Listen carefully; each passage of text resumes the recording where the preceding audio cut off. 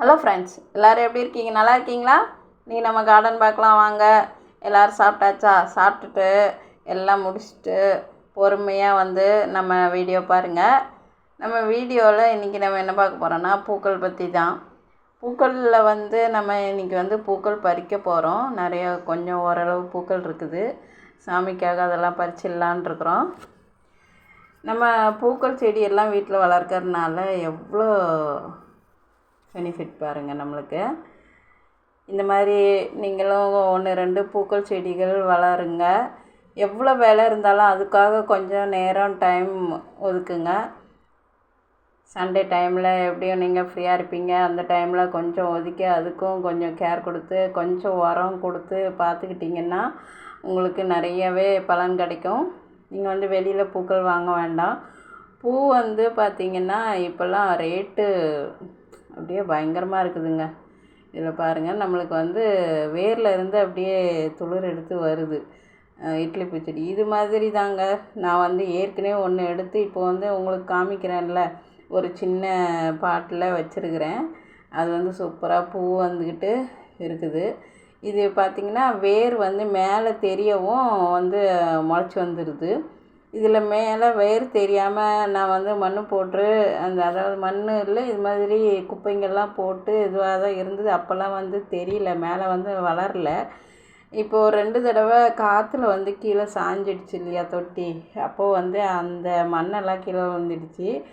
அதெல்லாம் எடுத்து மேலே போட்டிருந்தாலும் அது நம்மளுக்கு அந்த வேர் நல்லா மேலே வந்திருக்கு. அந்த வேர்லேருந்து துளுத்து வந்திருக்குது. 2 இலை விட்டுருக்குது. இது மாதிரி வந்திருந்ததை தான் அப்படியே நான் எடுத்து வச்சு அது நம்மளுக்கு இப்போது ஒரு செடியாக மாறிடுச்சு. இது போல் இப்போ நம்ம பதியமும் போட்டுக்கலாம்.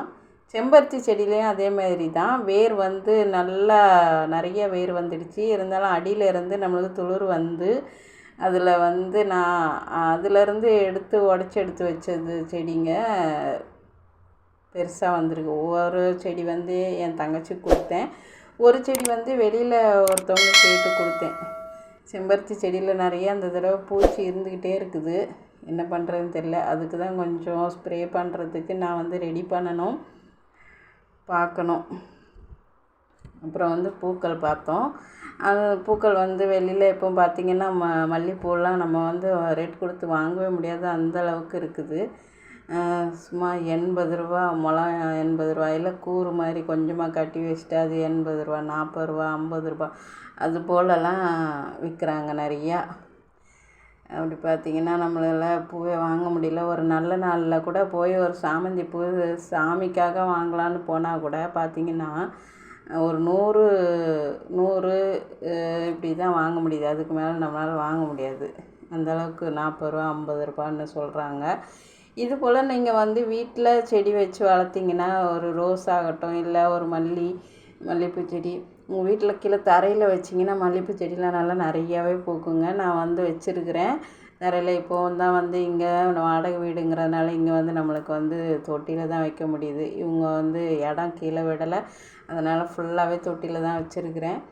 நம்மளுக்கு தொட்டி ரொம்ப சின்னதாக இருக்கிறதுனால இந்த தடவை மல்லிகைப்பூவும் அந்தளவுக்கு வரலை. இப்போ கொஞ்சம் கொஞ்சம் இருவாச்சி மல்லியும் வந்திருக்குது. அடுக்கு மல்லியும் மொட்டு வச்சுருக்குது. உங்களுக்கு அது நான் அப்புறமா பார்க்கலாம். இப்போ ரோஸ் தான் நம்ம பறிக்க போகிறோம். ரோஸு கனகாம்பரம் பறிச்சிடலாம். கனகாம்பரம் பார்த்திங்கன்னா எனக்கு இப்போது நிறையவே கனகாம்பரம் கொடுத்துக்கிட்டே இருக்குது. அந்த இன்னொரு கனகாம்பரம் ஆரஞ்சு கலரில் இருக்கிறது எனக்கு என்ன கனகாம்பரம்னு தெரில. அது நாட்டு கனகாம்பரமா இன்னொன்று பேர் சொல்கிறாங்க, அது எப்படின்னு தெரியல. ஆனால் அதெல்லாம் நிறையா பறிச்சாச்சு. நாங்கள் போதுங்கிற அளவுக்கு நிறையா பறிச்சாச்சு. லீவில் குழந்தையும் வச்சுக்கிட்டா, அவளுக்கும் கட்டி பறித்து கட்டி கொடுத்து வச்சுக்கிட்டாங்க. நாங்கள் வேஸ்ட்டு பண்ணலை. பார்த்திங்கன்னா இப்போ தான் கொஞ்சம் அப்படியே வேஸ்ட் ஆகிக்கிட்டு இருக்குது. அதனால் அதுவும் பறிச்சிடலாம். பாருங்கள், இந்த ரோஸ் எல்லாம் கூட வெயில் தாங்கலைங்க. வெயிலில் அப்படியே அந்த இதெல்லாம் கொஞ்சம் அப்படியே பாருங்களேன், இதெல்லாம் அப்படியே கொஞ்சம் வாடின மாதிரி ஆயிடுச்சு. ஒரே நாள் தான் இருக்குது. ஒரே நாளில் அந்தளவுக்கு நம்மளுக்கு வாடி இருக்குது. சரி, அதெல்லாம் பறித்து சாம்படுத்துக்கு வச்சிடலாம். இதுக்கு மேலே விட்டோம்னா ரொம்ப வாடிடும் அப்படின்ட்டு இன்றைக்கி பறிச்சிட போகிறோம். அப்புறம் பார்த்திங்கன்னா இந்த செடி சொல்லணும், இது வந்து காய் வந்தது, ஆனால் வந்து அது பெருசாகலை. பார்த்திங்கன்னா காஞ்சிட்டு இன்னொன்று வந்து பழுக்கிற மாதிரி இருக்குது. கொடியும் வந்து அதுக்கு மேலே வளரல. அதனால் இது வந்து ரிமூவ் பண்ணிடலான் இருக்கிறேன். ரிமூவ் பண்ணி விட்டுட்டோம்னா அதில் இருக்கிற ரோஸ் செடினா வளர்ந்து வரட்டும். அது வந்து இன்னும் நம்மளுக்கு மொட்டும் வைக்கல, அது கொஞ்சம் உரமும் கொடுக்கணும். சரிங்க, இப்போ பூ பறிச்சிடலாம். இந்த பூவெல்லாம் பார்த்தோம்னா நம்மளுக்கு ஒரு பாட்டு ஞாபகத்துக்கு வரும். இப்போ வந்து நம்ம பறித்து எதுக்கு வைக்க போகிறோம்? சாமி படத்துக்கு வைக்க போகிறோம். பூஜைக்கேற்ற பூவிது நேற்று தானே பூத்தது, பூத்ததும் யாரதை பார்த்தது அப்படின்ற மாதிரி நம்ம ரோஸ் செடியை நாங்கள் வந்து பார்த்துட்டோம். பூத்ததை அதை பறித்து செடியிலேருந்து பறித்து செடியை மொட்டையாக்க போகிறோம். நம்ம வந்து அந்த பூக்களை அப்படியே விட்டாலும் பிரச்சனை தான். அதனால் பறிச்சிட்டோம்னா அழகாக துளிர் வந்து இன்னும் நிறையா பூக்கள் வர ஆரம்பிச்சிடும். அப்போ நம்மளுக்கு வந்து சொல்லவே வேணாம், இன்னும் பூக்கள் கிடைக்கும்.